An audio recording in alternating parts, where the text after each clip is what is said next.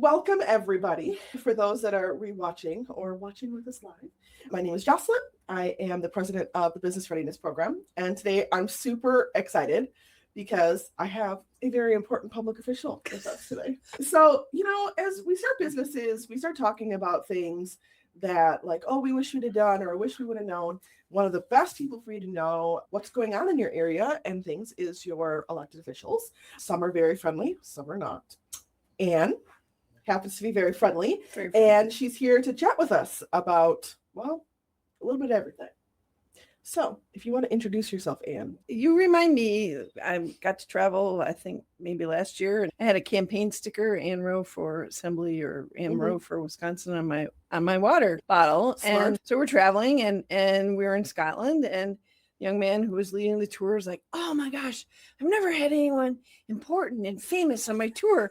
And I looked at him and he was so nice. And I looked at him and I said, you still haven't. Keep trying. But he was just fascinated with all things politics and, very carefully wanted to talk about things. And I was just fascinated. And I, if you'd asked me, say 40 years ago, probably not on my list of things. Not high on the list of things, But, I think, so I'm Ann Roe.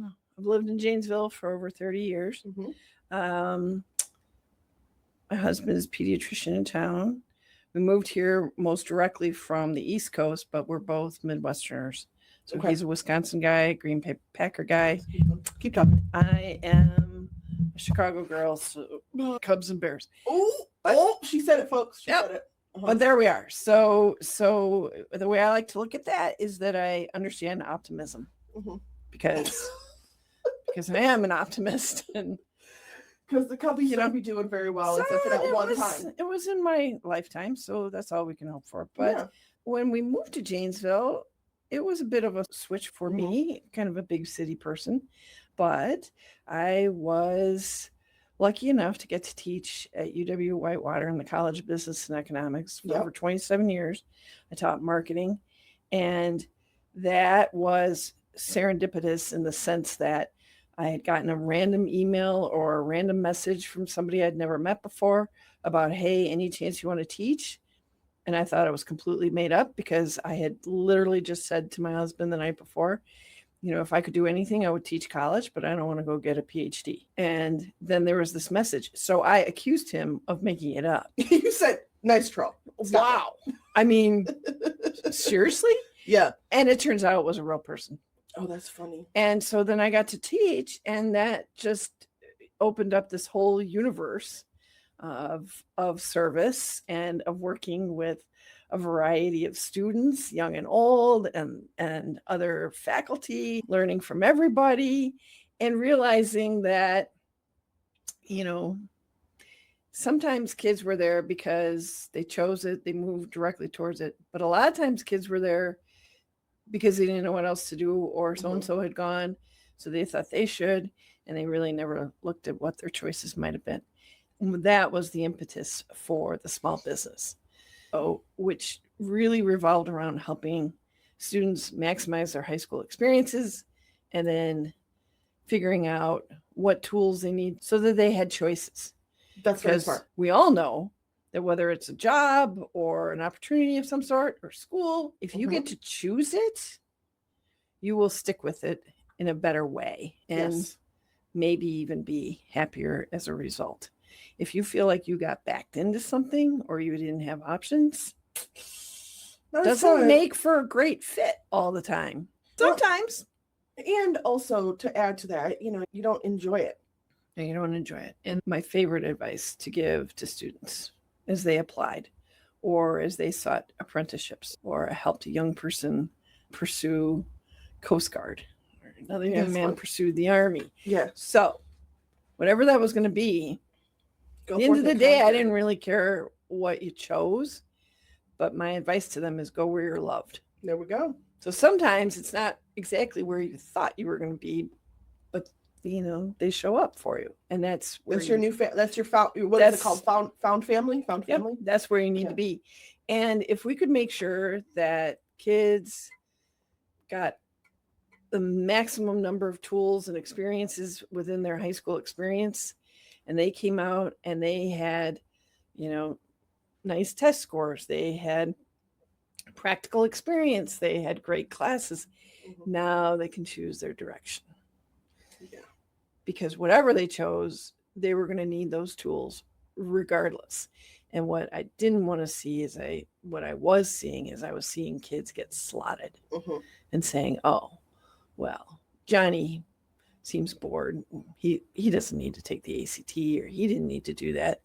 Well, we know that young men and young women are different, and everybody has their own epiphany and their own time of self-realization. And so let's not slot somebody until we make sure they have all their options open. I like that. No, that's what I was told too, is like when I was younger, is go take it, and worst case you never use it. And there's quite a few things that I have that I've never used, but that doesn't matter. What one of your questions, I think, is like, what's surprising in the legislature? I am amazed at how many random experiences and bits of knowledge come back into play that I never thought twice about until I'm sitting in a committee hearing about some topic for a bill. And I think, well, it turns out I do know about that because of something I did way back when I do the did same X, thing. Y, or Z. And it's like, wow. So that is fun.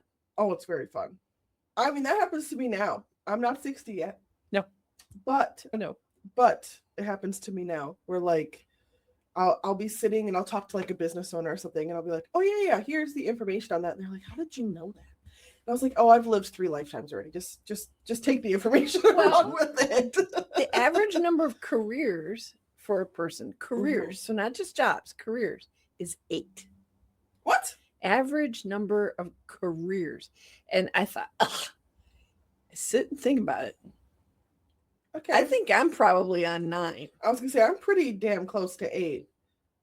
Because I've got horse and dog trainer, music teacher. I managed a coffee shop barista. Business consulting and marketing consulting I'll put into one.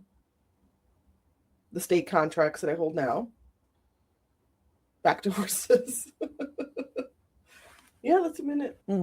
Interesting. And so I think it's really important I'm kind of zeroed in on kids and younger generations, but I want them to understand that it doesn't have to follow a straight path. No. And if you're passionate about horses, but you need to pay the bills, okay, then figure out what you can do. Don't abandon that passion, whatever you do, but make sure you've got something in your back pocket that's going to fuel your dream. So for those that don't know, you were elected to state legislator 2 years ago. 2024.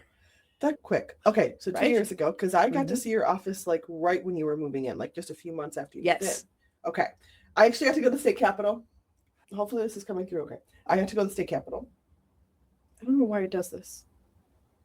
And then it worries me that it's not actually working, but I know it's working. Yeah, see, it's back. No, it's not. It did this the last time too, and I thought for sure it was because we do have a storm coming in again. Maybe that's our problem. Today? Yeah. No. No? No. Are you there? I don't know. I saw something. I'm done with storms. Me too. I'm sitting here. I've got an external door for anyone that doesn't know. And I'm sitting here and the storm rolls in yesterday and I watched the sidewalk turn into a river. I mean, it just like literally just jumped. And I went, oh, well, I took a picture and I actually sent it to Mark. If you didn't watch Mark's masterclass, he was the one before this. Anyway, I sent it to Mark and I said, okay, I live here now. Because I wasn't going out in that. But no, so to kind of go back to this. So 2 years ago, I got to go to the state capitol. For the longest time, I had the state seal on my computer. Because I got to go I don't know how we met people. We just like randomly met people after we left your office. We met the photographer guy. Oh, he's fantastic. And he had suddenly passed away. No, he did not. Yes. Okay, well, that's kind of sad. But he was very sweet. He took our pictures. 100% he is. But then he walked us over to the room where it happens. I don't know. They make copies of stuff and make sure it's ready to get signed. and they let us make state seals. Secretary of State's office. Yes. Okay. In the basement. Oh, yeah. Okay. And so both Kane and I got to make state seals, and I put one on my computer. It finally wore out, like, I don't know, probably 3 months ago, but it was metal, so it lasted a long time. You know, so if I wasn't typing on it, I think it would have lasted a long time. But before that, you had a business. Obviously, we're talking about your business, and why did you start your business? It was because these kids were getting left behind. What's the name of your business? Custom College Solutions. Okay. So then you were helping juniors, seniors. Yeah, even 8th graders. Okay. The idea being, you know, how can we maximize that 4-year experience in high school? Because, you know, our local high schools, despite all the hurdles, are phenomenal. And, you know, if you can maximize it, you can come out with college credit and you can come out with great experiences, try a variety of activities of your sports or clubs and really dig in. And, you know, my hope was that they would maximize that experience and then again, fill their virtual toolbox or their reservoir. And then whatever adventure they chose post high school, they had what they needed. And it wasn't a case of, oh gosh, I really wish I had taken that extra math class. Right. If I'd have known, and, you know, it was a classic case of parents or guardians or family had said, hey, Joe, you know, you should be taking, I don't need that. And then Joe would come into my office and I'd say, Joe, what do you think about taking X, Y, or Z? Oh, sure, that's a great idea, Ann. Yeah. And Joe's family is sitting there thinking, we just said that. Wait, what? We just said that. You know, that's my favorite too, because I consult with businesses. I say that, and then they'll come back and be like, so I was talking to a consultant, and very specific in whatever I was speaking of, like, you know, for example, bookkeeping, and they said that I should do this. This is what I said. Well, oh, really? What? Great idea. It's fun. Huh. My Somebody favorite else would have thought of that. My favorite example is I would encourage all my, you know, soon-to-be seniors to be done with their college essays or their applications of whatever sort, apprentice be done with that, you know, right as September begins. Right, before school starts. Because, you know, you get into homecoming or your sports or whatever, you're going to lose your mind and you don't want to do this anymore. Okay, Ann, we can do that. We can do that. And so I have 2 children. And in my entire 15-year career of doing this, I've had 2 people that actually followed that advice. Who do you think they were? Not your 2 children. Absolutely. For not. sure. Nope. Catherine missed it by 1.5 miles. Charlie missed it at least by a 1/2 mile. Not quite as terrible as his sister, but no, complete strangers. They followed my advice. And when I asked them, hey, you know, why did you do that? They're like, because you said so. And I'm like, I love you so much and wish all the best for you.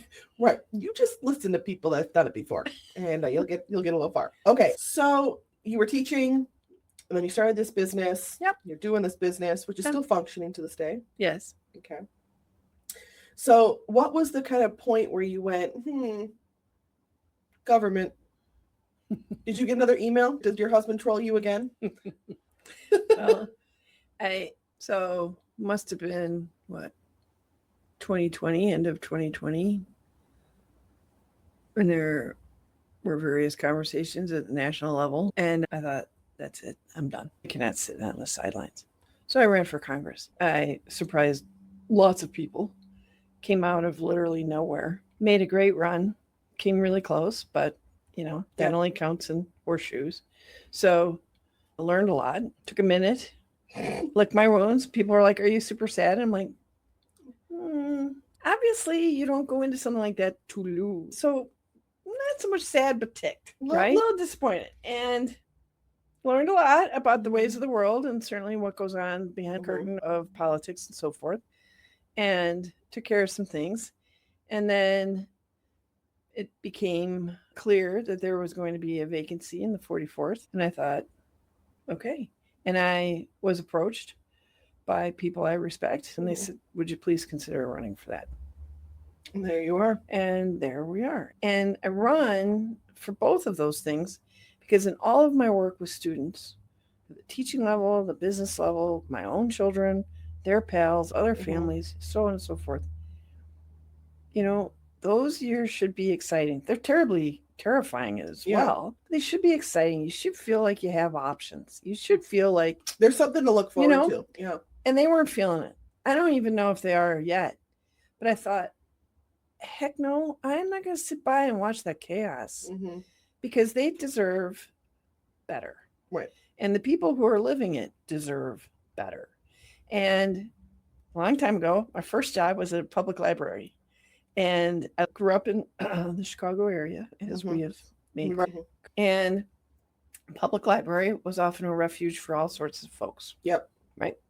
And every now and then I'd have a day where it was like, whoa, that was a lot. And I would come home and my dad, I would be muttering under my breath. And my dad was great. I miss him every day. And he would look at me with his blue eyes and he'd look at me and he's like, what is it about public service that you don't understand? It is about service. Oh. And only service. What is it about public service? The words you don't understand. Yeah. I like that. So knock it off. Get yourself together. And continue serving. And that stuck with me. I mean, I was 16. So now we all know I'm turning 60. So you can do the math. I'm not going to do that math. It's been a long time, right? Yes. But that stuck with me because it's not our job, whether you're a teacher or wherever you are in service, not our job to judge. It's our job to help. Yeah. Or our job to help, not to judge. Yeah. I mean, is it fun to sit in an airport and judge all the people that walk by every now and then? There's people watching. What is happening? Did I break it? I might have. You were plugged in, so you're definitely not dead. Oh, that happened. The computer, not me. I was also plugged in. I did take a nap before you arrived. What is happening? I thought about it. Baby cakes, don't do this to me. You're supposed to be the love of my life. And we're back. Do you need help? I do. You're right. All right. So then.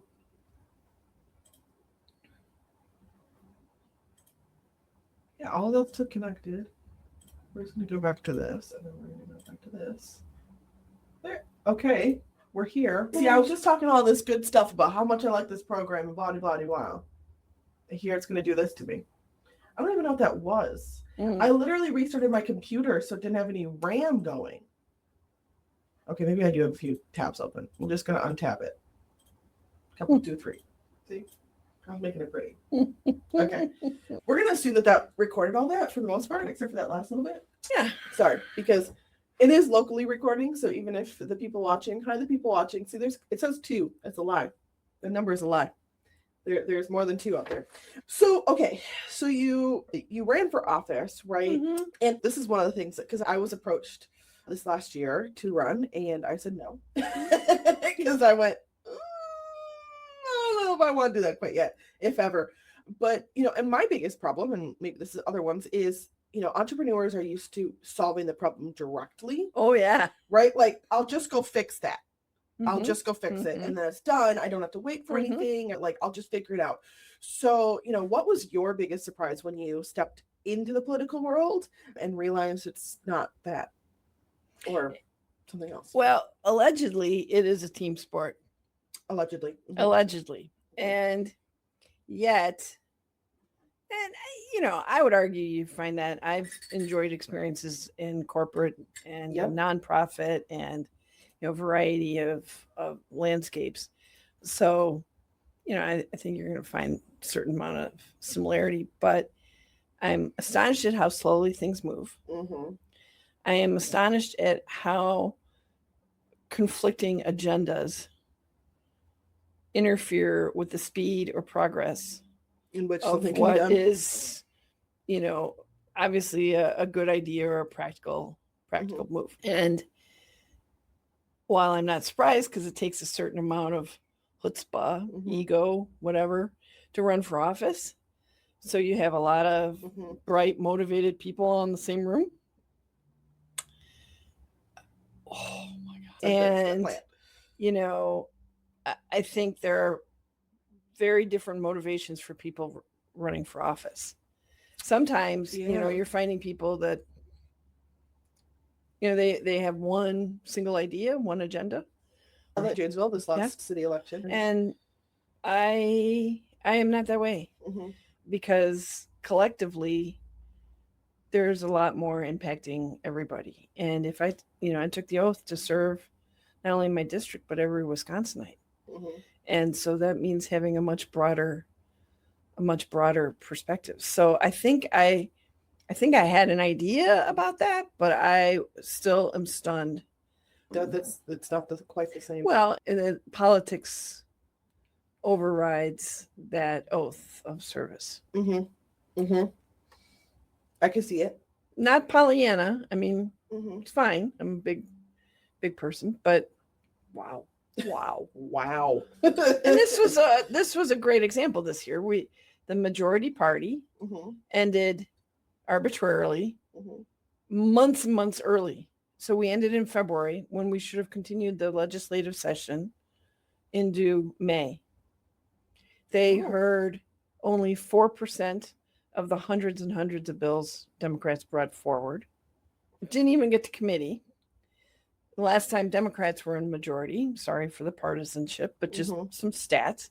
Last time they were in the majority, they heard over 40% of the Republican bills. This session, less than 4%. Yeah, come on. Yeah. And if you disagree with me, cool, take the vote. Yeah. Take the vote. And we'll say see no what the anyway. votes are. Yeah, that's but fine. At least hear but it through. Let's hear it and let's vote on it.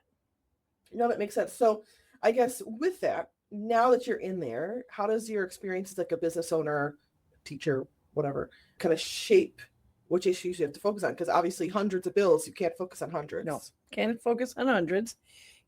I also believe in, we can't print money, even though they're great ideas, right? I really like that idea, though. Can we figure that out? Can you put that bill forward, please? But wouldn't that be fun? So when I think about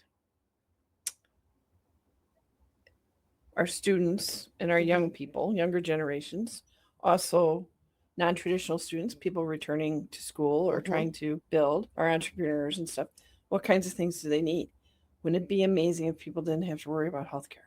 That would be, I think, one of the most liberating, economy boosting. Does it take money? Yeah. Does it take rethinking? Absolutely. But we could do this, right? And if you didn't have to think about healthcare, think about how we have people then in the jobs that they belong in, back to our original point of going where you're loved. Where's that fit? Rather than being in a job that you're hanging on to, or that, you're farming, but somebody's got to pick up the health insurance from somewhere. Maybe they always wanted to do whatever they're doing to pick up that health insurance, but maybe not. Maybe it's a strain. But think about like how amazing that would be. I mean, that's one of the biggest problems. I mean, we as in like the BRP board and myself have talked about it, because that's one of the biggest problems of going full-time in a business. Because if you are single or unmarried and maybe just partnered or whatever, you don't have the option of going on your spouse's health insurance. And that's assuming your spouse likes their job and is going to be keeping their job long term. And that their employer can the escalating premiums. Yep. Yeah. So, and that you guys can afford as a family, the extra premiums. And so that has been one of the biggest deciding factors of the leap. Honest to God, it's not the money to get started. Right. It's not the, oh, I don't have enough clients. It's not the, it's not the, where will I, you got the idea, you got the whole, it's can we afford the health insurance? Yeah. Because I might be making $60,000 a year here, but it also includes health insurance. So my business needs to be making $100,000 a year. So I could then pay for my own health insurance or have cash in pocket in case I don't have health insurance. I just need to pay for something. Then you're, everyone, except for the few, are one health crisis away from a disaster. Oh yeah. And, thank you for that because I mean that life altering. So that drives me. Women still are not paid equally. Yeah. And don't ask me. I will tell you the price, and the price is the price. But and then we come back. Then we come back to health care for women, and that somehow I can't make my choices. Yeah. No. And that my daughter would have less freedom than I had. Yeah, that's a wild thought. That's unacceptable. So those experiences, access to, competitive public education, pre-K and on up. As a college teacher, I can tell you the kids that benefited from having some sort of structured pre-K experience versus the kids that didn't. It is that impactful. And why should anybody be denied that opportunity to better themselves? Yeah. And because, I'll show my true colors. When they all succeed, our communities are lifted. When people have housing, then those teachers and nurses and firefighters and workers are living and participating in our community. Not only are they participating, they are spending in our community. Our community is better for it. When we lose them to their commute, we lose more than their dollars. I mean, that was a stat I think I put out for BRP right when we first started, is for every dollar that you spend in building a business, and not like a super sexy business. This is we're talking about like a house cleaner or cleaning business, or a dog walker or a groomer, or like a lawn care business, whatever.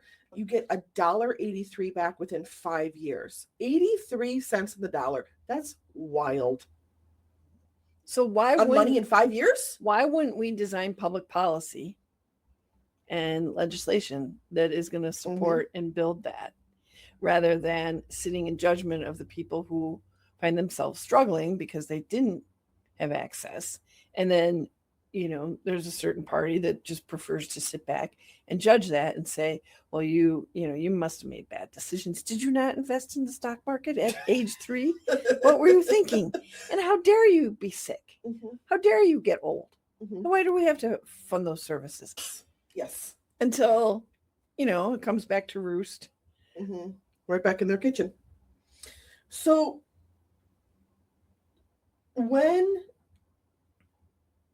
a business owner thinks about politics, right? We think a lot about like taxes, or, what's required of us to, for our employees. Permits and all that. Yeah. Yeah. That kind of stuff, like the paperwork stuff. Yeah. Right. But since you're a state representative, anybody can contact you. Yep. Your email is live on the internet for anyone to see. Yes. What are some things that like maybe business owners don't think about that they could totally contact their elected officials about, that aren't maybe like taxes and permits?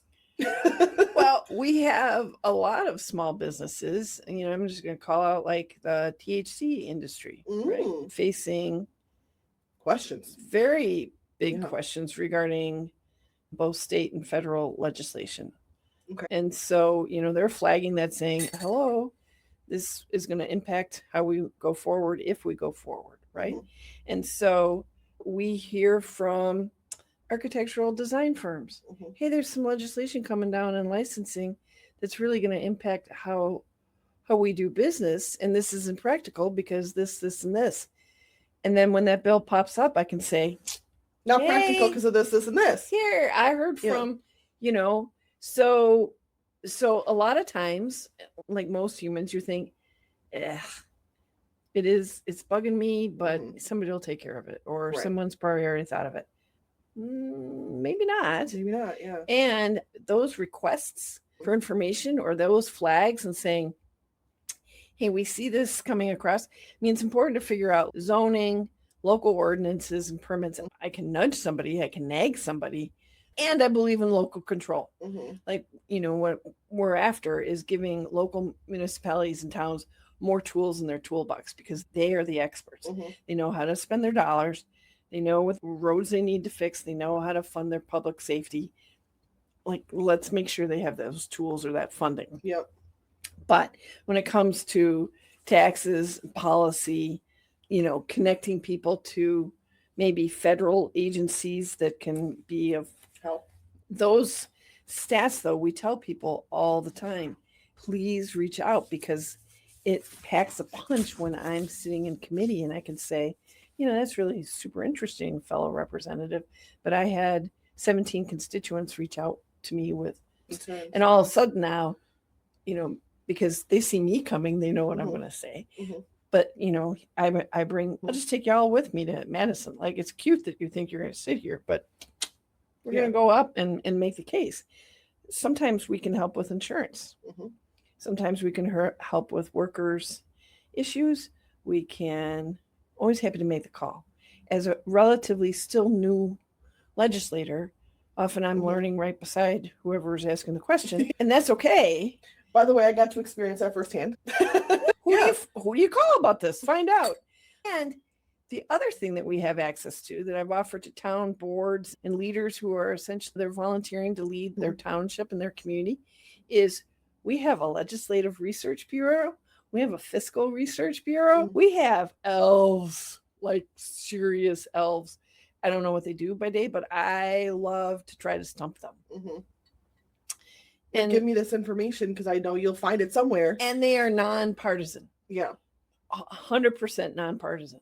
So they will research that for whichever side of the aisle you find yourself on or the issue. We love to do that. I mean, ask the question. That is service. I mean, that is available to the public. Awesome. So, townships often ask us, can you show us other towns' ordinances for X, Y, or Z? Absolutely, we can. I was wondering how they find that information. And they all go check out other states, see what they're doing. What can we steal? What can we borrow? Is it comparable? So-and-so paid this in this state, it was on their tax assessment. Can we add that? We're looking for more transparency in our property tax bills. There are a lot of communities that do it. So can we copy that? And those questions, I always say it's lovely. You've seen the office. It's a beautiful office. It is beautiful. The Capitol is magnificent. I love it. But the energy and the ideas and the inspiration are always in the district.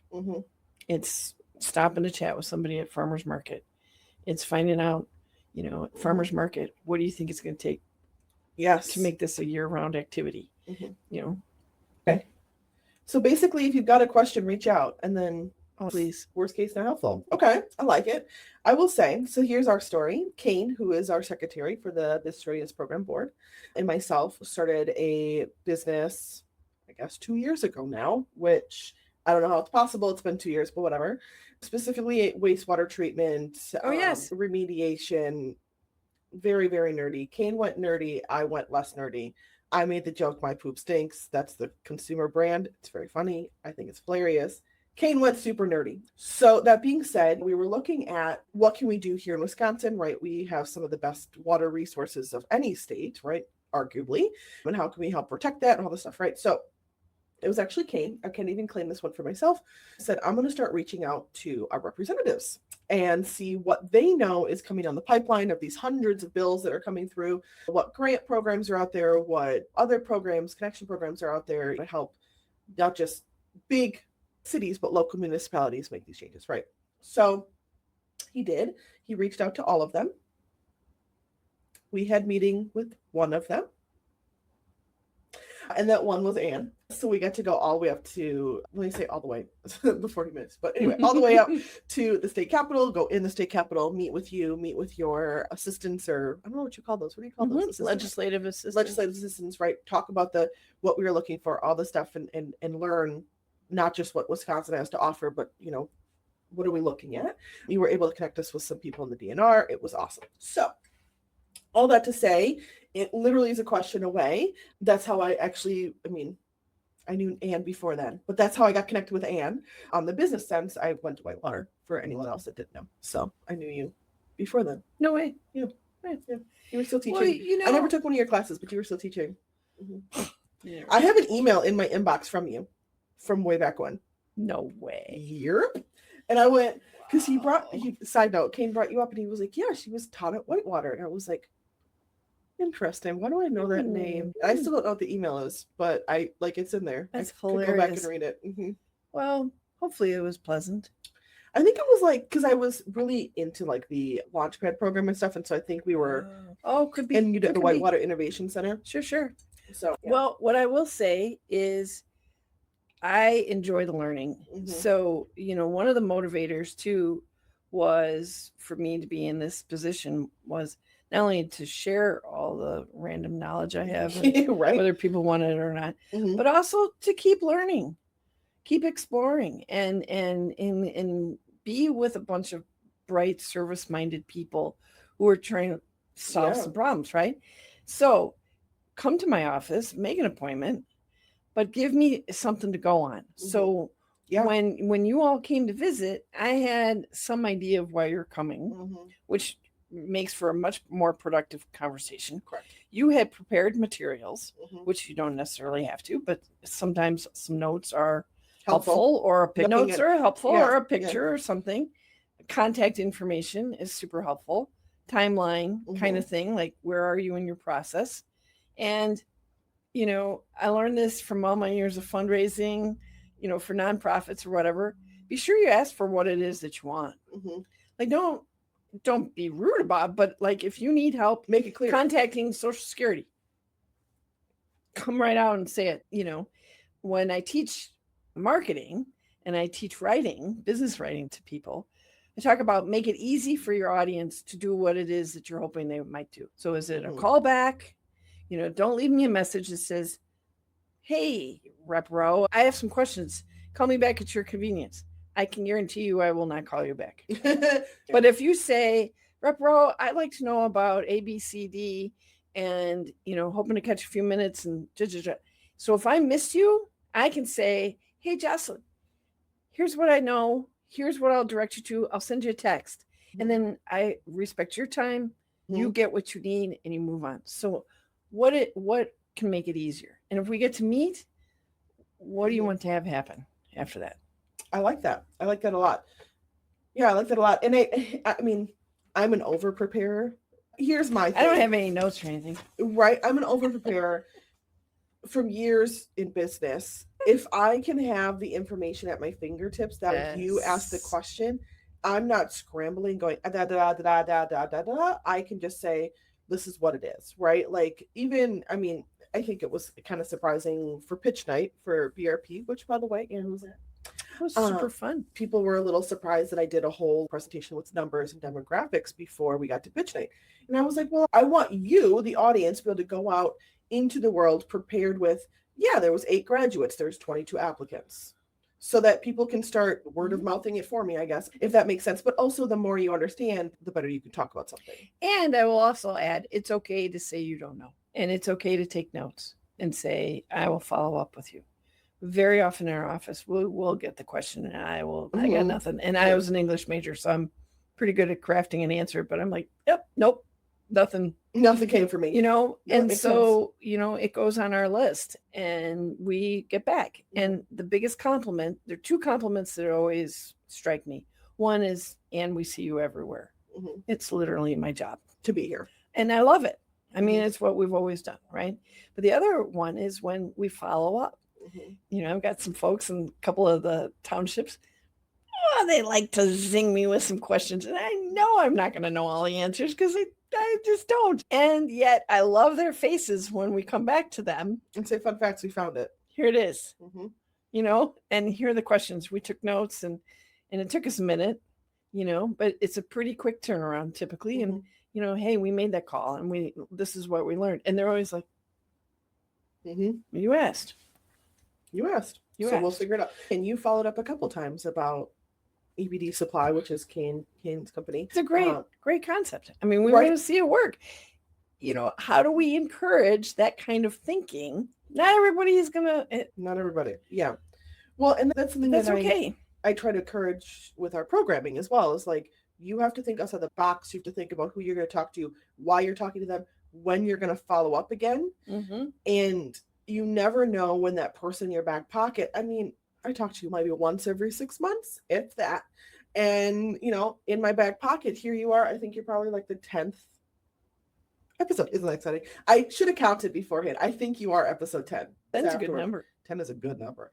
And it's all people that are here to help businesses succeed and last longer than the IRS statement of 5 to 7 years. Yes. Right? Because that builds our communities. And understand that if you get feedback, if someone's taking the time to give you feedback, Mm-hmm. might not always be positive. That's okay. Mm-hmm. But if they're taking the time, then unless they're a real jerk, which happens, but we'll avoid those folks. But they're interested in your success. Mm-hmm. So they're taking the time, and it's the old IBM quote of a complaint is a gift. And complaint or feedback to improve. It's like, no, because I seriously want you to win. I want you to succeed. And I think when you're open to that, and you're not the type that is just meeting people to accumulate business cards, right? But things do come around. They do. They for sure do. And our relationship started way before BRP was even a thing, and then here we are. So I think that's kind of cool. So that being said, what is something, and this is more for me because it's all about me if we're not to be honest, what is something that's happening maybe at a state level right now, or maybe coming down the pipeline that small business owners in Rock County, southern Wisconsin should be paying attention to? Okay. Not necessarily limited to Rock County, but definitely affecting Rock County. So childcare bridge payments did not get extended for the expire. Explain that, because I have 0 children.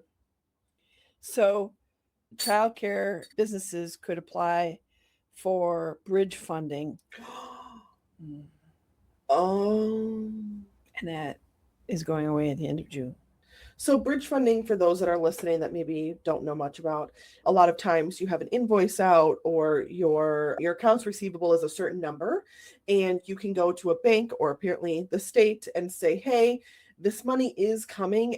This not coming right this second though, so I really need this money now. And you fill in, it bridges the gap until you get this money, and then you pay because you borrowed it from. Childcare providers will tell you, first of all, there is an absolute shortage of quality licensed folks to work in childcare centers. And oddly enough, they expect to be paid. They have bills too. And parents are strapped. Families are strapped. So you can't just automatically raise your rates and then cover it that way. That's not going to work. And we have a shortage.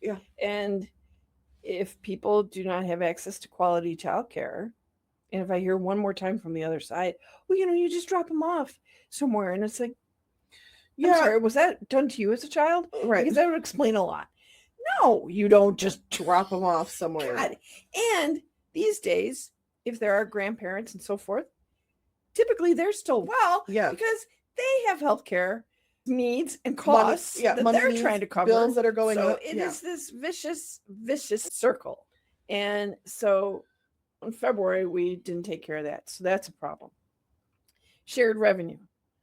My bill, my passion. Shared revenue is what states pick up as a portion of their state sales tax. Okay. And it's distributed allegedly in a formula. The formula was frozen pre-GM days. Oh, Lordy, that's been a minute. GM closure days, I should say. How long has it been since GM closed? Over a decade. Yeah. 2008. Oh, that's like almost 2 decades. Oh, shit. Okay. Yep. So no matter what, Janesville, respectively, is in a hole. Yeah. That we will never dig out of unless something shifts. And no one wants to do the hard work of adjusting the formula because we'd have to study it. And when I suggested that, because they asked for suggestions for study committees this summer, oddly enough, it was rejected. Wow, shocking.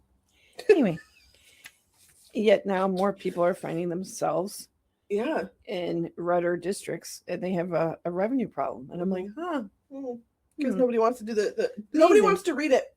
Amazing. Which, in all honesty, if it's 50 plus pages, I don't want to read it either. But I will. By the same token, our state disaster and emergency funding is terrible, and people are just starting to realize this. Even though Rock County has one of the best emergency management directors in the state, who has been ringing the bell saying, "We have a problem. We have a problem. We have a problem," for years.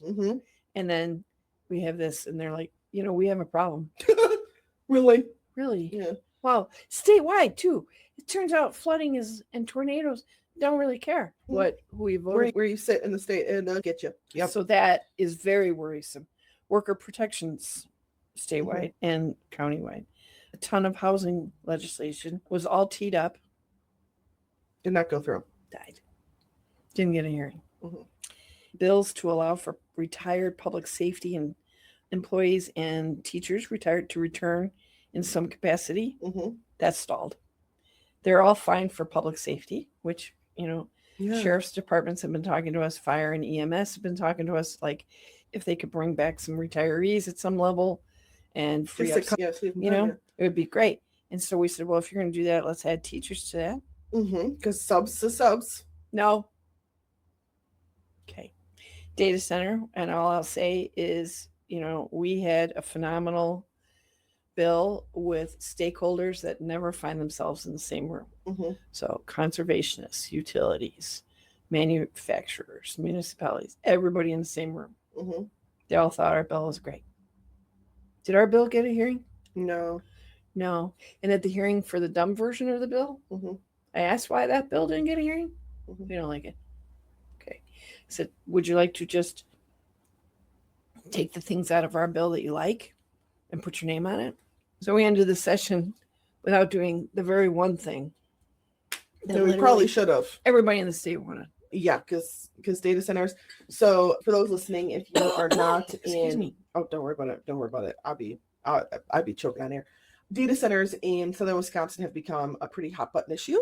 I live in Beloit, Wisconsin, which is right at the border of Wisconsin to Illinois. Literally, I'm 3 roads away from Illinois, and we got surprised with a data center.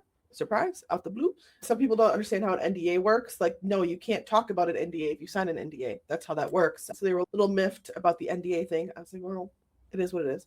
And then here in Janesville, which is where we are in the Janesville Innovation Center in my office, they also are talking about a data center. In the blighted GM site. In the blighted. Can't do jack shit on that site, according to the DNR. Which was deliberate on GM's part. Yeah. So they ducked their responsibility by only pausing the plant. And after they were off the hook, and they closed it. And they didn't have to clean it up. So now Janesville is stuck with this giant chunk of property in the middle of Janesville, the city of, and now we have to try to figure out what we're going to do with it. So it's a really big hot button issue just because here, I mean, most of your constituents have to deal with 2 of them. And then the rest of the state is dealing with, I mean, there's probably 5 or 6 that just went in this year. And there's quite a few more that are GM would be the only brownfield candidate. So it makes it a bit unique state landscape. But they're not easy questions, and those are not easy topics. Well, and it's not like they've been around for so long with so much information that it's easy to find the answer. Because our funding is so cockeyed, and townships, municipalities are finding themselves underwater with looming sort of referenda for operating a municipality on top of the public education, right? Some of the offers of money are pretty dang alluring. I mean, it's billions of dollars in I find it predatory. Yep. So, how our responsibility as a state and what municipalities and towns were begging us for. Yeah. Could you help us set up some guardrails? Could you help us set up what we should be requiring, a baseline so that so we don't get tricked into saying things. Communities are protected, and municipalities and townships can refer back to the state and say, state demands X, Y, or Z. Can you please help us with this? Please. Okay. And we didn't. No, we did not. That would make too much sense, though. They literally went on vacation. This is why I didn't run for office. I'm just like, they went on vacation in February. Yeah. Okay. So that's some things we should be looking at. That's some things that are going to affect how our economies grow and develop. I will say, and I'm putting this out there because anybody that watches these master classes always gets little tidbits of like what I'm planning and why I'm planning it. One of the master classes in the future, nearish future, I want to do on what can small business owners do to prep for data centers, because data centers don't usually have internal employees. They have 1 or 2, maybe 5 internal employees. The rest of it is contracts out to local companies that have to clean them, secure them, manage them, do other things. So how, as business owners, can we prep for those contracts and what contracts could be open? So it's sort of a SWOT analysis in terms of opportunities and threats. Right. Sure. Because if you know the data center is coming, right? Like there's nothing you can do about it, right? It's coming in, whatever. If you know the data centers, how do you prep yourself and your business to make the best of the situation? Because one of the biggest arguments is they don't hire people. Well, they do. It's just not on a W-2. It's a contract. And, somebody still has to go in and sweep the data center once a week.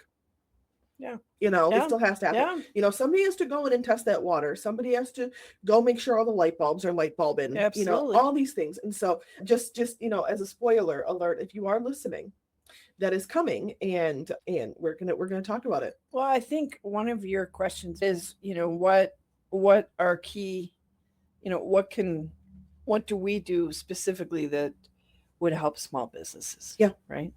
And so I thought that was a brilliant question.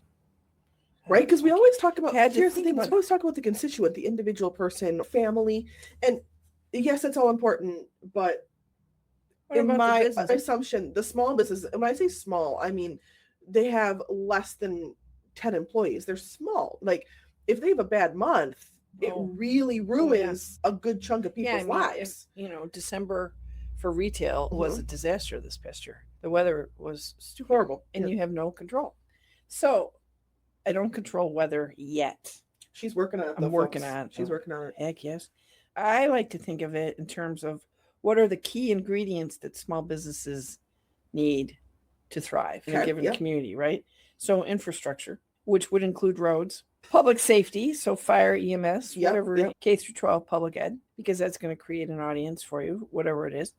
You need childcare for your one employee, to yourself, whoever. Childcare providers need childcare. So healthcare, yourself, your workers, right? So, how do we help? And a thriving environment with a supportive local government. So what does a local government, where you're looking to locate, are they good fiscally? How is their bond rating? What are they looking at? Are they developing? How can the state assist or make sure that those communities are moving? Because you want to move into a community growing. What is the turnover at the school district or in the city? Or, how does that picture look? Those are things that you can't necessarily control. But when you're building your business plan, you're going to need to accommodate and take a look. What is the spending per capita? And that's something that the elves could help with too. They know that stuff. Heck yes. We have lots of stats. Okay. And you can get demographic data and you can take a look and then adapt. It's that whole theme of know your audience. Like if you're coming in with a high-end restaurant, cool. Okay. Yep. Know your audience. Who can afford that? And don't be, watching downtown Janesville develop has been a joy. It's amazing. Because they finally got over their worry and they finally embrace safety in numbers. Too much safety, but there is, when you give consumers, whether it's for financial services, insurance, retail, food, whatever it's going to be, when they have choices, it's back to the same thing. Do you see this? When they have choices, they're going to stay put.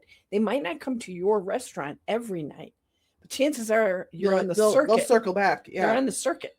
And when your hours are reliable and your menu or your services are consistent and somebody is answering the phone consistently and things, you build that reliability and it is infectious. And you perfectly segued. I'm 99% sure. I'll have to consult with Anna in my calendar. But Elena from downtown Janesville is our next guest. I thought she already went. I was no, she would be tough to follow. And so for anyone that doesn't know, I can't just stick with one business. And so I bought a rental property, Crusty House Saga, if you want to follow it. That's Crusty House. She's been a rental property for the last 30 years. The same people. This is some things I didn't know until I knew. And this is using my local City of Beloit people, not my state representative. So I get the house. I'm telling you the story because I might as well. Get the house, have the keys. I'm like, okay, we're going to gut it because it's crusted, disgusting. Find out it has mice and roaches. which in the state of Wisconsin, you are required by law to tell whoever is buying your house that it is infested with an infestation. I didn't know this. This is my 7th house. never knew that. I never bought a Crusty house before, but I did not know this. Fun facts. There are remedies. You can go back and you can make them pay for everything to get your whatever. I don't care that much. It's fine. Literally, the house had to sit for 30 days so the exterminator guy can exterminate. Fumigate. Thankfully, I ever saw one live roach, so we're good. But one live roach was too many roaches for me. Anyway, in that time, I get a letter from the city. You're in violation. And I was like, I beg your I've had the keys to this house for 3 weeks. I waited because, you catch more information with honey than you do with vinegar. I was salty. I had to wait a couple days. So I called her and I said, hey, I just took over this house. Girl, I'm trying. But I thought I was going to be done with this house in 45 days. It's looking more like 90 because I have to wait. And I'm telling her this whole story. And super friendly, super helpful. Very okay, well, this is what we can do to do this. And this is what you can do to do this. And, I can keep help, extending some of these deadlines because you can't put windows in 3 weeks kind of thing. And right. And so she's very, very helpful. Anyway, so I tell all that because I've been focusing on said rental property because I'd really like to get it off of my bill and onto its own bill. And in that process, Elena was supposed to come into the office. That day, I was power washing the house and I accidentally pulled off some chunks of siding off the house. Oops. In the process of pulling things on and off the house and cleaning it up. And so I messaged her and I was like, girl, and I took a picture of myself, actually. I was disgusting head to toe. And I said, I cannot. So we rescheduled, which I think might be in our favor because we have some downtown Janesville stuff coming up with BRP. That hopefully we can announce during. Okay, then I need to tune in. Yeah. So I tell you all that. There we go. Now for everyone listening, they know a little bit of my life story and how I am a serial entrepreneur and I can't just sit still for once. Elena is phenomenal. But Elena is coming. I've learned a lot from her. I love that board. Yes. I love downtown Janesville. I've really learned good. a lot from that group. Mm-hmm. And I would say back to switching the focus back to me. Yes. Yes, it's all about Anne. No, but it's true. Watching how that board works and Elena and those challenges, that just adds fuel to why I want to be in the legislature. I'm not going to do it forever. I am running for a second term. Yep. I think it's because the learning curve is like this. Now it's like, it's getting better. I get lost less frequently in the Capitol. 4th floor is still oh yeah, a maze. I'm so glad you came and got us because we would never have found your office. Actually leaving, we had an argument on which way we were supposed to turn. I was like, no, we came right. He was like, no, I don't think we did. We did find our way. Thank God. Otherwise we'd still be there. Well, so I love it from that standpoint. And I am hopeful that now that I understand sort of the pace and the rhythm of it, I'm ready to disrupt that rhythm just a little bit and push it a little harder. Yeah. And, use that superpower of mine, which my kids would tell you is to nag. We love Charlie, when I opened my business for students, he was still pretty young. And he looks at me, he's like, so let me get this straight, Mom. People are going to give you some money so you can nag them. He's like, that's insane. He's like, I experience this every day. I would never pay for it. All the time. I would not pay for this experience. Yeah. Was hilarious. I would have probably peed my pants laughing at him. Not even lying to you. Oh, it would have been. Yeah. That's something my nephew Catherine would say to me. Did not listen to a word I gave her regarding her college search. And I'm like, okay.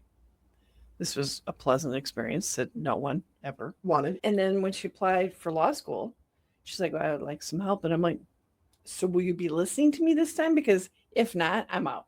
Like, I have enough stress. No. I'm not this time I want help, Mom. This time I'll listen. Okay. All right. Cool. Right. The same with Charlie, but he had the benefit of listening to those discussions. So he's like, whatever you say, Mom. Make it easier. Yeah, please. That's quite the boy, though. I mean, my brother was that way too. He was like, I saw what you had to go through. I ain't doing it like that. Well, there is, I'm the youngest of 5. I have 4 Mhm. older brothers. I definitely benefited from watching them. Mhm. Like, Yeah, see, and I'm the nope, oldest of the nope. oldest. So I'm the Oh. oldest cousin and the oldest of my family. I'm So so sorry for you. it always is a You have to joke. blaze a trail. It always is a joke. Jocelyn did it first, right? Jocelyn went to college first. Jocelyn went to high school first. Jocelyn got divorced first. Jocelyn got married first. I do it all first, and then they don't have to do it. Take the pressure off. Right? That was me. That's me. I'm that cousin. You're welcome to anybody watching. So for just to kind of end this out, so everybody kind of knows what our next, like what we can do. If somebody is listening to this podcast, they're like, "Oh, Anne seems nice," and they're thinking, "I've never reached out to a representative before." Which, side note, it's not scary. They're still people, but they want to. They're like, "Okay, I want to reach out to you." What is the single most important thing you'd want them to know before they pick up the phone or they write you that email, so that you can help them the best? Use the subject line in the email. Oh, yeah. Oh. Just a pro tip. Mm-hmm. Give me some idea what I'm opening here. What I'm opening and what you're thinking about. Mm-hmm. And what is your question? And if there is some background, you don't have to tell me everything, but some background, let me know. Email is usually preferred because then we can kind of organize it, and give me good contact information. If that's the way you prefer to be contacted. If you're at work and you don't want somebody calling you at work, or let me know. We'll respond via email. We will respond the way you prefer. Okay. And if you'd like to set up an appointment, you figure you're going to get 20 to 30 minutes typically. Or if you're lucky like me, you'll get an hour. Yeah. No, it's okay. I got an hour on your calendar for this. Okay, so I like that. Yeah, and subject lines, I guess I never even thought about that. It's amazing how many people forget to use them. Oh my God. Yeah. And that just, it'll get bounced, or it looks like spammy. Yeah, and then I don't know how to help you the best. It's back to that voicemail. If you leave a voicemail, let me know. Just generally what the topic is. You don't have to, but then we can make best use of people's time. So nonetheless, reach out. Ask. Worst case, she'll have to send you to somebody else that knows it better. Well, we had a question the other day regarding package. There was some goofiness between UPS and USPS, and small businesses were getting hammered. And then their mail was like they couldn't access it, and then it was viewed as contraband. I mean, it was insane. That's a wild story. I could do nothing because it's a federal thing. But I reached out to our senator's office, Tammy Baldwin. Her staff is amazing. They followed up 3 times. And it turns out that our call had been like the 70th call they'd gotten that week. And they're like, all right, enough. Fix it. Yes. And she did. And then followed up with our person. And my person, here in Janesville was like, oh my God, that was the best thing ever. And thank you so much. And it's like, I literally forwarded, like, but I will say Tammy Baldwin's team is amazing. Her team has been here in the Innovation Center to learn about the businesses multiple times since I've taken this contract. Very cool. She shows up and she gets stuff done. Yeah. We like that. Girl power. Good girl role power. model. Okay. Showing up is everything. All right. And then kind of switching also, because it's all about me. If there's small business owners or business owners in general out there listening that are thinking things about running for office, what would you want them to know or hear about the process? Always good to reach out to, electeds that you like. Remember, there are all sorts of levels. I also push back on people who say, well, you need to get elected this first and then move up. No. Go where you're loved, where you're feeling the passion, but do your homework. Fair. So talk to people in office, talk to people, at whatever levels. And if you take a peek at that and you look under the hood and you look at that and you think, never, can't run. All sorts of other ways to help. There are committees. The cities have committees. Townships have committees. You can be on the Planning and Zoning Commission for the town of X, Y, or Z. Yep. So you don't have to take on a big giant responsibility. No, you don't. But if you feel that call, and I've talked to many people who have, and they've explored, they've marched down the road and then said, maybe not now, but maybe I'll pivot into Yes. this. Please do, because we're better for more conversation. Do I talk to a lot of people that I don't agree with? Someday, every day. It's okay. It's really okay. If you come in with respect and you're going to listen, you're still going to stick to your priorities and your ethics, we can still get it done. My game with myself is figuring out, what does a win look like for Jocelyn? And how can we meet somewhere in the middle and get that win? Because I'd like to take a win home too, by the way. Okay. I like it. And I will say small business owners, because we have such flexible schedules, usually are really good to get involved like that, because we're able to make that 2:00 meeting, or we're able to go do whatever. We're able to go see something that maybe somebody that's working a classic 9 to 5 or something that is just not able to do. Well, and I think there's some important connections that can be made. And, I do respect small business owners enormously, because it's exhausting to run the business, advocate for yourself, and then also provide.